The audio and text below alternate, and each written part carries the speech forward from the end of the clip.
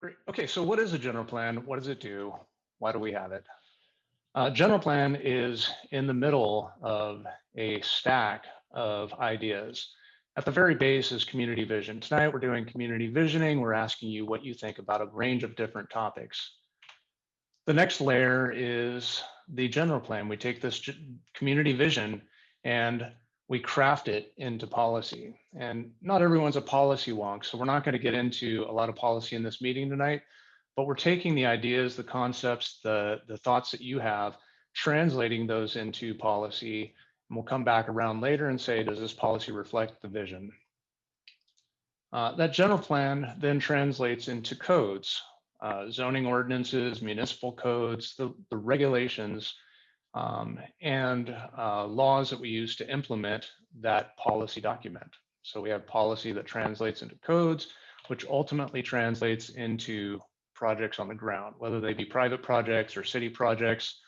All of this has to be consistent with the general plan. And at the very core, it starts with this community vision. And so the community vision work that we're doing right now is really grounded in sort of the democratic principles of creating policy to implement the vision through projects.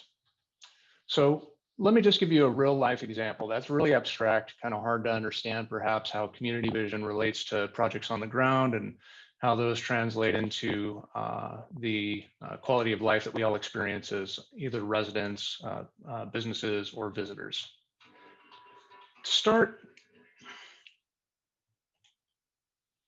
I'm getting a phone call at 7 o'clock is beyond me. To start, we're going to take a look at this actual policy or vision statement in the general plan. We move forward. In Arcata, public and private transportation come in a variety of forms, and we seek out and use the least polluting, most efficient methods. People come first. Bicycles, cars, trucks, and transit vehicles share the road with us. Bikeways and pedestrian paths connect all the parts of the city. That's the vision that's laid out for transportation in the general plan currently.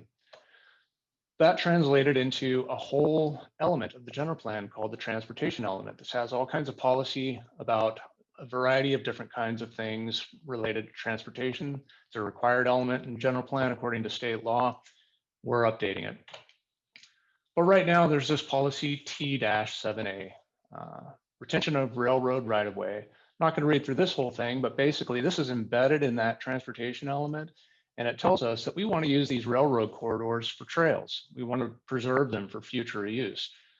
So this vision statement translated into a transportation element that has a specific policy about what we do with rail corridors in it that ultimately we use to justify the fact that we're going to spend millions of dollars to build trails on rails. And so here's our Annie and Mary Trail Connectivity Project.